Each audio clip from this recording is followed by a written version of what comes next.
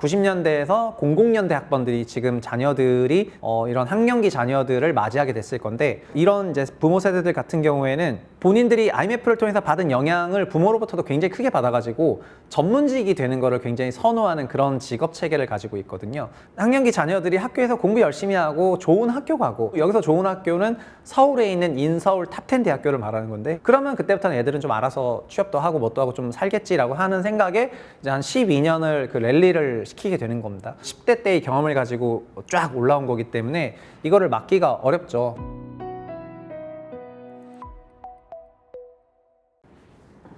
안녕하세요, 최부심입니다. 실제 우리나라 가계 사교육비가 평균 100만 원 정도인데, 이거는 통계의 2배 정도 되는 수치거든요. 관련해서 이제 여러 기사 특집들이 나왔고, 그리고 요즘에 저희 세대들도 그렇지만은 저희 후배 세대들도 이제 사교육과 관련해서 굉장히 고민들을 많이 하고 있는 것 같아가지고 관련해서 내용을 조금 펼쳐봤습니다. 일단 학원비를 월 100만 원씩 썼는데 이게 평균이다. 요거는 이제 헤럴드에서 연초에 기사를 낸 건데, 이 기사가 많이 바이럴이 됐습니다. 그러면서 저도 자연스럽게 우리 집은 학원비를 얼마 쓰고 있나 뭐 이런 생각을 하게 됐거든요. 근데 이 기사에 나온 거는 다 좀 자극적으로 나왔는데, 차라리 애가 없었더라면 막 이러면서 맞벌이 엄마 최모 씨가 첫째가 중학생이 되었을 무렵에 이런 생각이 들었다. 돈 때문이다. 지금까지 그리고 앞으로는 사교육에 쏟아부을 돈을 계산하면은 숨 막힌다는 겁니다. 이사를 하든 해외여행을 가든 뭐 뭘 사든, 여기 명품을 사든이라 그랬는데 이거 너무 약간 된장스럽고, 그냥 뭐 남았을 텐데 근데 사교육을 줄일 순 없다. 왜냐하면은 달리는 기차에서 혼자 내릴 수 있겠느냐. 근데 이 말은 여러 심정적으로 이 말이 좀 맞다고 저는 생각을 하거든요. 사람들이 제 주변에도 교육을 굉장히 집중적으로 하시는 분들이 많이 계신데, 이거는 마치 군비 경쟁이다 이런 얘기를 해요. 저쪽에서도 대륙간 탄도탄을 개발했다. 그럼 나도 대륙간 탄도탄. 저쪽에서 뭐 소위 핵미사일. 그럼 나도 핵미사일. 이러면서 막 군비 경쟁하는 것처럼 하거든요. 경쟁에서 우리는 못하면은 그 말에서 내려야 된다고 생각하기 때문에 결국 이런 거는 상대적인 군비 경쟁 구도 속에서 사교육을 하게 되는 그런 부분이어가지고 한번 그쪽으로 올라타게 되면 쉽게 못 내린다는 거고요. 이게 저출생은 절반의 현상이고, 저출생 청년들, 비출산 청년들 한 세대 위에 출산 후회하는 그런 부모들도 있다는 얘기를 하는 게 헤럴드 기사였고요. 여기에 올라타게 되면 사교육 기차, 여기 올라가면은 저축 노후 여가를 전부 포기한다, 이런 내용입니다. 11월 20일부터 29일까지 작년에 약 833명을 대상으로 했고 약 평균 100만 원 정도고, 이건 정부 발표 수치하고 2배가 차이가 나는 겁니다. 그래서 학생 1명이 지출한 월 평균 사교육비가 월에 43만 4천 원 정도인데, 초중고 학생 이게 7만 4천 명을 대상으로 한 거거든요. 근데 초중고 학부모 833명 대상으로 했더니 약 2배고, 체감적으로는 100만 원이 맞다고 얘기하시는 분이 더 많거든요. 그래서 43만 원이 아니라 진짜 100만 원 맞는 거 아니냐, 이런 얘기를 하는 것 같습니다. 여기서 추가적으로 보도자료가 기사가 계속 났는데, 학원비 때문에 적금도 깼고, 그리고 뭐 셋째도 포기하고, 그다음 뭐 마통을 뚫었고, 이런 기사들이 있고요. 같이 헤럴드에서 나온 거고요.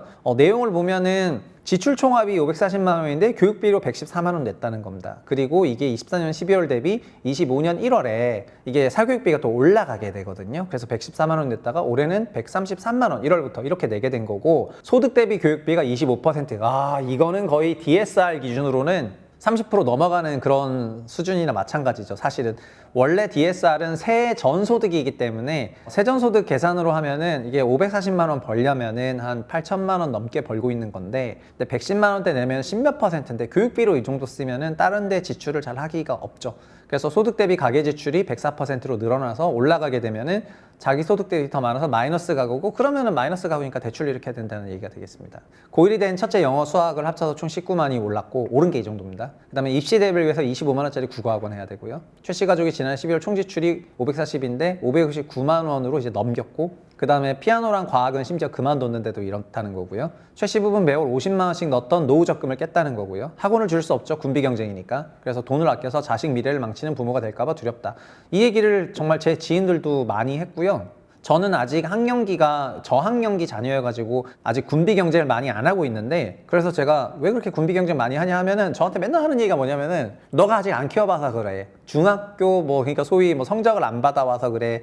중고등학교 되면은 나도 그랬어. 되면은 다 그렇게 돼. 이렇게 얘기를 하더라고요. 그래서 저는 20살 되면 그냥 우리 첫째는 빨리 그냥 쫓아낼 생각이고, 그 다음에 막 그런 얘기를 하면은 뭐 몰라서 이런 말을 한다고 하시는 분이 굉장히 많이 계세요. 저도 뭐 몰라서 그런 말을 하는 걸 수도 있지만은 어쨌든 그렇습니다. 노후 준비를 못해서 이것 때문에 자식들 교육비 된다고 노후 준비를 못하니까 비참하다 이런 말을 한다는 겁니다. 자녀에게 교육받게 해준 부모가 되고 싶다는 생각이 있는 거죠. 이게 그러니까 뭐냐면은 부모로서 자녀한테 자녀가 나중에 왜 나 그때 공부 열심히 안 시켜줬어요 라거나 그러니까 소위 질책받기 싫어하는 그 마인드가 있는 거고요. 그러니까 첫 번째 부모의 자녀 사랑은 내리사랑이니까 자녀한테 잘해주고 싶은 마음이 있지만 경제적인 여건 하에서 잘해주는 거지 않습니까?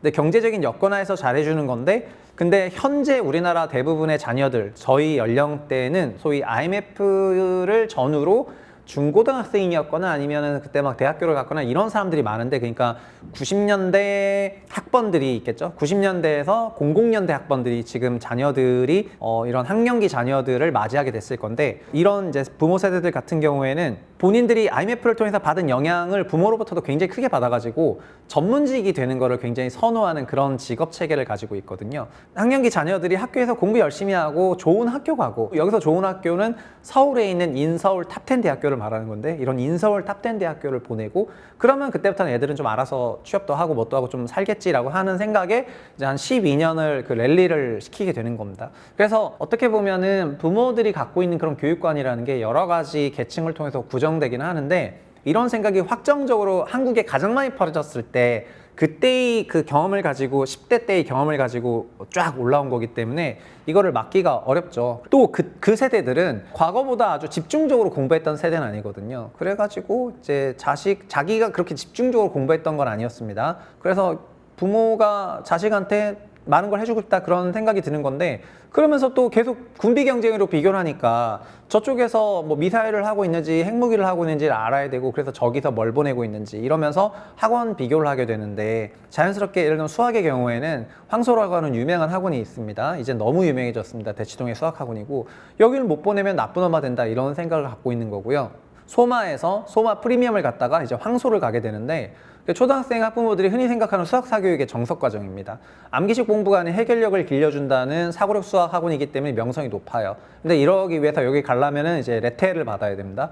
레벨 테스트를 받아야 되면은 그 레테용 학원도 따로 있습니다. 그러니까 소마를 가기 위해서 레테를 받고 아니면 그 소마프 황소 가는 과정에서 또 이제 이런 게 필요하게 되는 건데 황소를 안 가면은 이제 그 수학을 정리했다는 그런 생각이 안 드니까 그래서 이게 정말 안 가면 큰일이지 나도 모르겠다. 부모들이 이런 생각을 하지만 아이가 학교에 가서 뒤처질까 봐 일단 동참한다는 거고요. 그리고 대입뿐 아니라 초등학생 때부터 경쟁이 시작이 됩니다. 사실 초등학생 때부터 그 이전부터 경쟁이 시작되는데 영어만 하더라도 3학년부터 영어 공교육이 시작이 되잖아요. 근데 3학년부터 영어를 배우면 느리다고 생각을 하기 때문에 유치원 때부터 영어를 공부를 시키기를 원하고요. 그리고 1학년, 2학년이 영어가 비지 않습니까? 그 비는 동안에 공교육에선 영어 커버가 안 되고 3학년부터 붙어주니까 사교육으로 그 영어를 유지해 오면서 이제 3학년을 맞이하게 하고 이런 과정입니다. 그러면서 그 1학년, 2학년 때 오히려 공교육이 커버 안 해주는 기간에 선행을 이제 확 시켜가지고 3학년, 4학년, 5학년 정도가 됐을 때는 영어를 거의 준 졸업하는 과정으로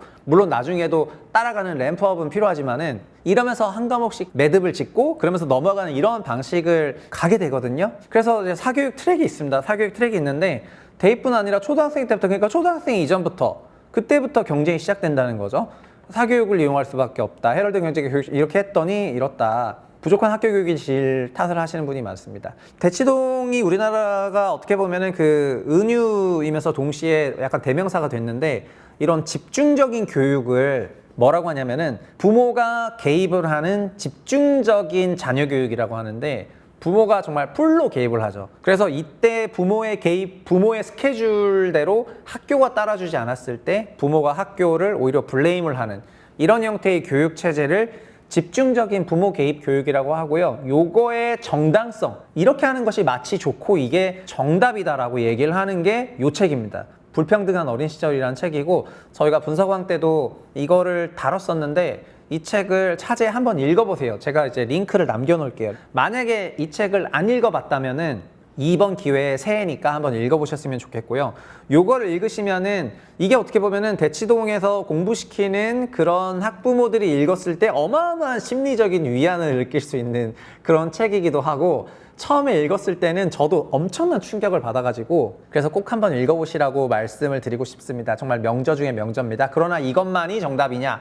그건 아닙니다. 근데 이 책이 왜 대단하냐면은 수십 년에 걸친 사회 실험을 녹였기 때문에 물론 이제 외국의 사례지만은 우리나라도 거의 똑같습니다. 그 다음 책은 뭐냐면은 이거는 이범이라는 교육 전문가가 계시죠. 이분이 문재인 캠프에서 이제 교육정책 담당자를 했었는데 어떻게 보면은 김상곤으로 대표되는 교육 개혁이 이제 사실상 그 좀 실패했다고 이제 비판의 날선 메시지를 전달하시는 분입니다. 그런데 이분은 뭘 잘 알고 계시냐면은 한국의 교육 시스템과 교육제도 그리고 외국의 교육 시스템과 교육제도에 대해서 굉장히 해박해요. 그러다 보니까 우리나라의 대입, 특히 대입이라든가 초중고등학교 교과 이런 것들이 어떻게 구성이 되고 어떤 문제가 있고 그래서 이거 학부모들이 이걸 읽었을 때는 아마 상당한 도움이 되시지 않을까 이런 생각이 들거든요. 짧은 시간에 제가 방송으로도 어느 정도 소개할 수 있고 영상으로도 제작할 수 있지만 책 내용이 굉장히 방대하고 그다음에 이건 완전 한국에 맞는 책이기 때문에 이걸 한번 보시면 좋겠습니다. 그리고 왜 이런 문재인 이후의 교육이라고 했는지도 책을 읽어보시면은 제목이 왜 그런지는 알 수 있고요. 이분이 이제 사교육 씬에서 굉장히 큰 거두였는데 공교육에 대해서 이제 다루는 내용이거든요. 실제 이 책에 나왔던 내용 중에서 몇 개는 좋은 쪽으로 바뀌기도 했어요. 학교에서 학년을 결정하는 거를 학년 결정 바로 이제 한 2주일도 안 되고 결정해 버리니까 선생님들이 자기 학년을 준비할 시간이 없었는데 외국은 그런 데가 없거든요. 외국은 학년을 조기 결정하고 선생님들로 하여금 그 학년을 준비할 시간을 충분히 주면서 교육을 준비하도록 하는 건데 한국은 거의 뭐 임박해 가지고 알려주면서 선생님들이 자기가 몇 학년이 될지 모른 채 그 모든 부분을 열어놨다가 딱 준비되면 부랴부랴 해야 되다 보니까 그런 게 굉장히 안 좋았었는데 그래서 이런 제도들이 이제 이런 지적 이후에 좀 바뀐 것들이 있습니다. 그래서 실제 책을 읽어보시면은 우리가 왜 도대체 이제 학교 공교육이나 이런 거는 어떻게 돌아가고 있을까? 막 저희는 사실 비판을 좀 많이 하는 쪽이지 않습니까? 근데 그 부분을 잘 설명해놨다 그렇게 말씀을 드리겠습니다. 오늘은 그 사교육과 관련해서 좀 뭐 책도 좀 알아보고 기사도 좀 알아봤는데요. 저 개인적으로는 저는 어느 정도의 교육관이라고 하면 좀 그렇고 교육과 관련해서는 제 생각을 어느 정도는 좀 확립해 놓은 그런 상황입니다. 그러나 제 생각이 뭐 다른 집안이나 한국 사회에 완전 맞느냐 전혀 그렇지 않다 생각하고 지금 저 같은 경우에는 유튜버다 보니까 일반적으로 생각하는 경로로 이제 자녀를 키우기보다는 그냥 지금 이런 얘기를 하면 또 막 댓글에 또 뭐 넌 아무것도 모른다 하겠지만 저는 그냥 애 하자는 대로 다 할 거고 솔직히 말하면은 제가 생각하는 방향으로 그러니까 부모의 집중적인 개입 형태의 교육에 대해서는 별로 그런 생각이 없거든요.